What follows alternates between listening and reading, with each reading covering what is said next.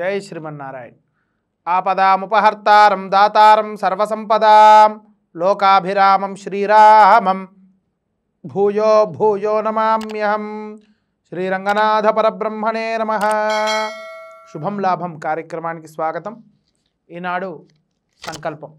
శుభాభ్యుదయార్థం చ శుభే శోభనే మంగళే ముహూర్తే అత్ర పృథివ్యాం జంబూద్వీపే భరతవర్షే భరతఖండే శకాబ్దే మేరోర్దక్షిణే దిగ్భాగే శ్రీరంగస్యోత్తరే దిక్ప్రదేశే కృష్ణా గోదావరయోర్మధ్యదేశే సమస్తదేవతా భగవద్భాగవతాచార్య సన్నిధౌ అస్మిన్ వర్తమాన వ్యావహారిక చాంద్రమానేన ప్రభవాది షష్ఠి సంవత్సరాణార్मध्ये శోభకృత్నామ సంవత్సరే ఉత్తరాయణే హేమంత ఋతౌ పుష్యమాసే శుభే శుక్లపక్షే తృతీయ ఉపరి చతుర్థ్యాం శుభతిథౌ వాసరః వాసరస్తు శుభవాసరే భానువాసరే శుభనక్షత్రే ధనిష్టా నక్షత్రే శుభయోగ శుభకరణే ఏవంగన విశేషణ విశిష్టాయాం అస్యాం శుభతిథౌ భక్తస్య యజమానస్య గోత్రోద్భవస్య.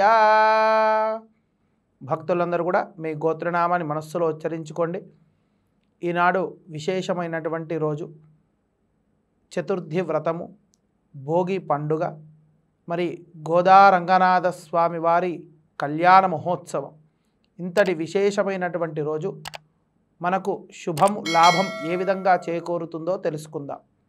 ఈనాడు ఆదివారం ధనిష్టా నక్షత్రముతో కూడి ఉండడం చేత అనారోగ్యముతో బాధపడుతున్నటువంటి వారు సూర్యనారాయణుని దర్శించి ఆ స్వామికి రాగి కలశముతో అర్ఘ్యాన్ని సమర్పించినటువంటి వారికి దృఢ ఆరోగ్యం చేకూరుతుంది.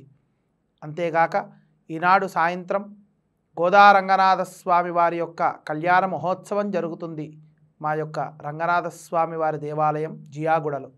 కావున భక్తులందరూ కూడా ఆ యొక్క కళ్యాణ మహోత్సవాన్ని దర్శించి స్వామి కృపకు పాత్రులు కాగలరు.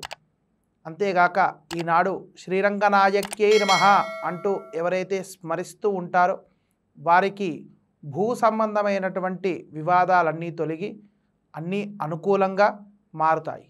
జై శ్రీమన్నారాయణ.